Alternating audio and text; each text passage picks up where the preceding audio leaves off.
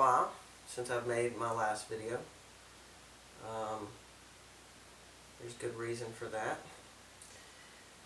I've had a long winter and had a horrible experience with the loss of one of my fish, Tilak, who I've had since he was little bitty, about that long, passed away this winter.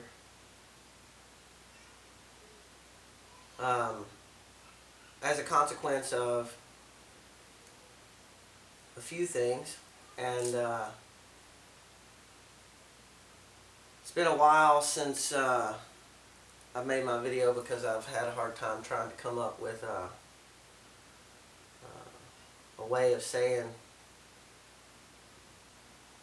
you know, how this all happened.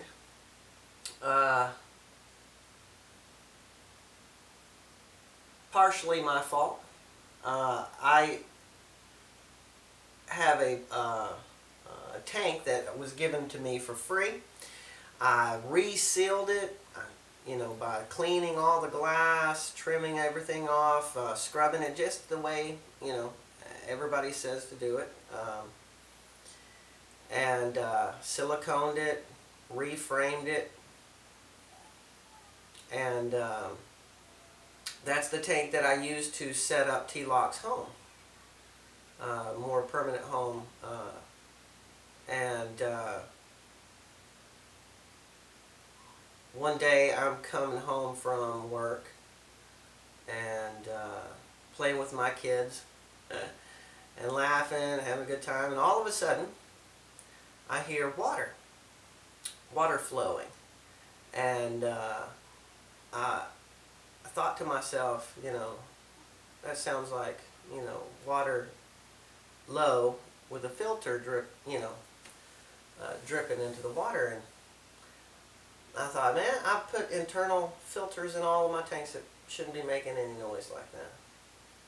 And so I turned around and looked, and sure enough, there was a stream. It looked like the tank was peeing straight out of the bottom of the tank, right at the bottom. And lucky it wasn't like gushing. So I ran and got a bucket, put the bucket in there, and caught the water. And had to flush the tank, scoop out all the fish, put them back in their temporary tank that they lived in before I moved them into the big one. And that's where the problems began. And that instant, frantic, late night transfer of the fish, under stressful conditions into another tank. Everybody knows that's no good. That's no good. And so he was probably under a lot of stress. The next day, it started getting super cold down here. It had been slowly getting colder, but it snapped cold, and all the tanks started dropping temperature really fast. And so I turned on the heaters, and the stress of having the water going, through the temperature change,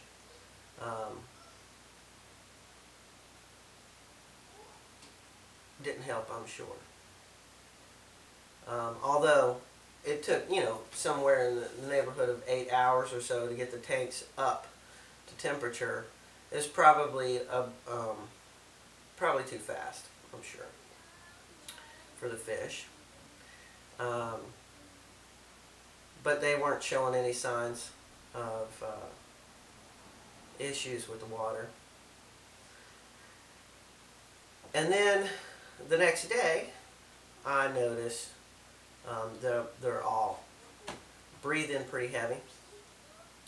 And so I checked the temperature on the water, and the heaters had gone way past normal. I guess had gotten caught. They didn't blow up or melt down like we've seen with other people's tanks.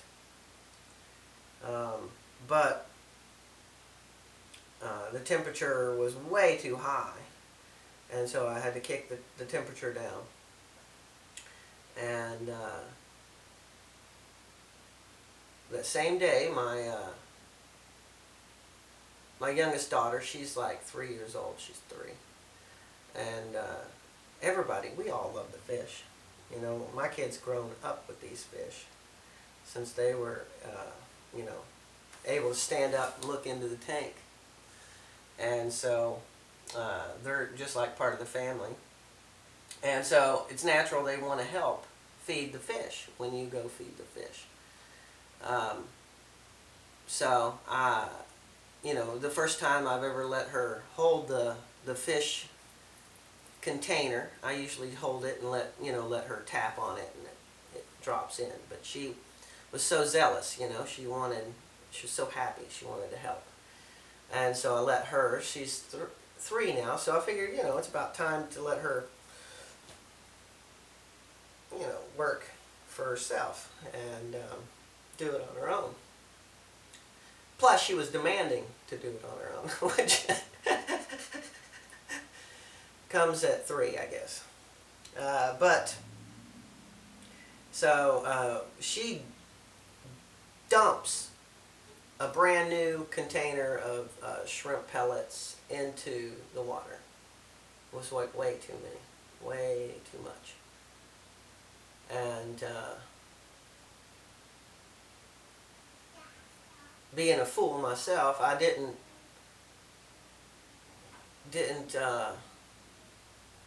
siphon them out. I figured that the fish would eat them. There's really big catfish in there and a lot of nocturnal fish. And so I figured that they would take care of it. And they sure did. And the next morning when we woke up, there was no food, but all the fish had, looked like they gorged themselves, super fat. Catfish looked like they were 9 months pregnant or something. And when I went to check on Tilak, he was full, but ash pale white, and looked like ash. And Tilak is a black ghost knife fish. He should be black, but he wasn't. He was white, and just laying there like a board. And it's a heartbreaking thing to see your pets. I mean, yeah, people might argue and say fish aren't pets, but that fish can be petted and would love to play with your hands and let you hold him.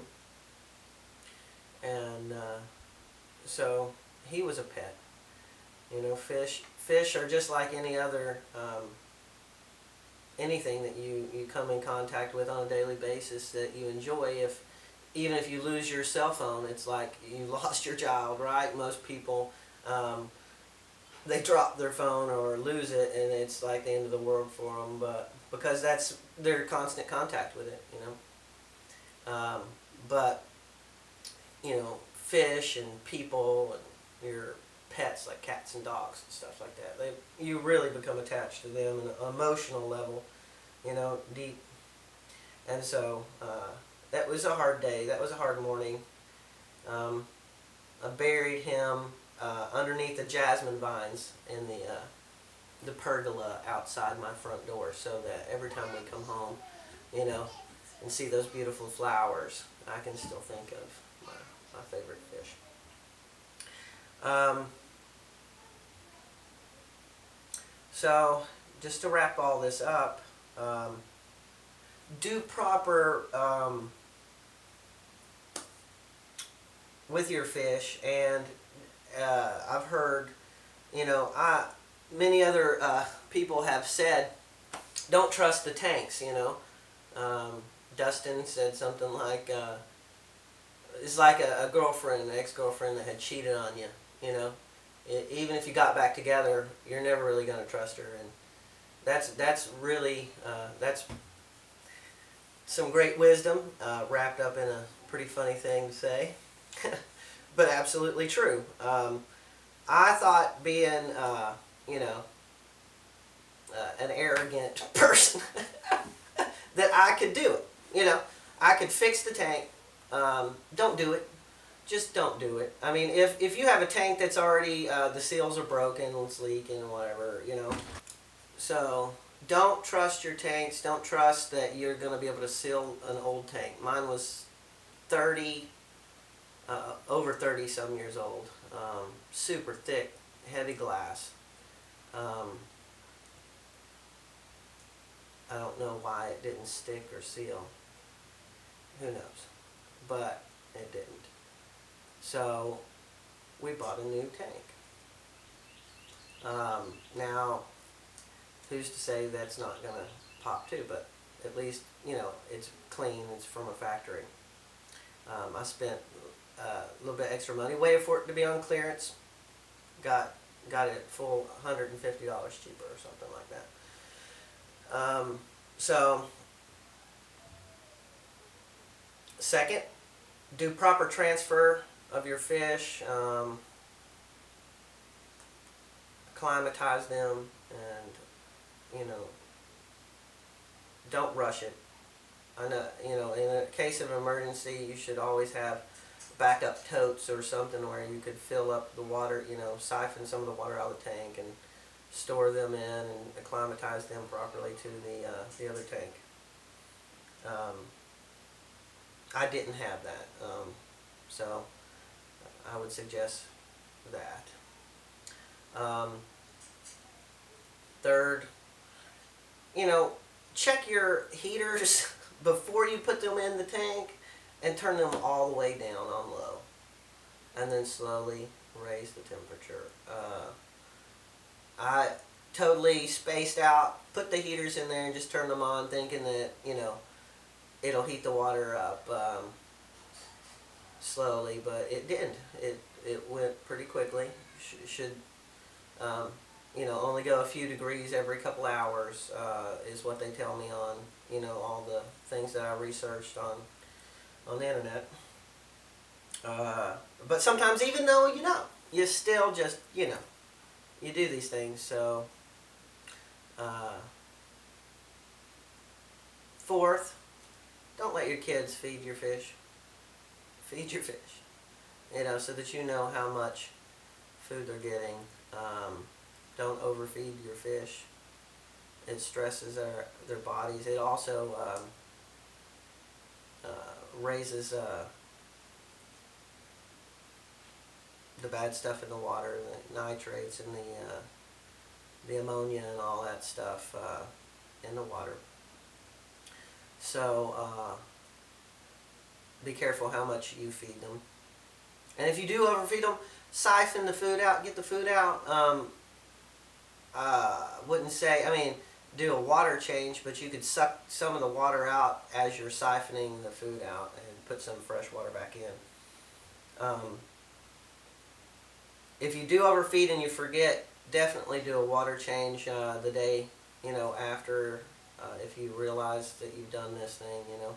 Definitely clean some of the water out. It's probably full of ammonia and it needs to be changed. So these are my tips to myself as well as to you guys. Through experience we make mistakes. Through mistakes we learn, and no better teacher than humility, you know. And again, that's a great contributing factor. The reason why I haven't made this video is because, you know, I don't want to be a fool. Nobody wants to be a fool and say, I screwed up, you know, and did all these horrible things, you know. But yeah, lost one of my best friends, my fish, Tilak. And so I'm going to be making a memorial video to him soon. And an upcoming project, which will be to rehouse my other black ghost knife fish, my little, the smaller one. He's not little, but he's smaller. And my catfish, as well as my dinosaur bikers. I got to remake their home. So stick around. We're going to be doing a whole nother series of the setup videos for that. And I appreciate you all for watching. Thank you to all of my subscribers. And see you later.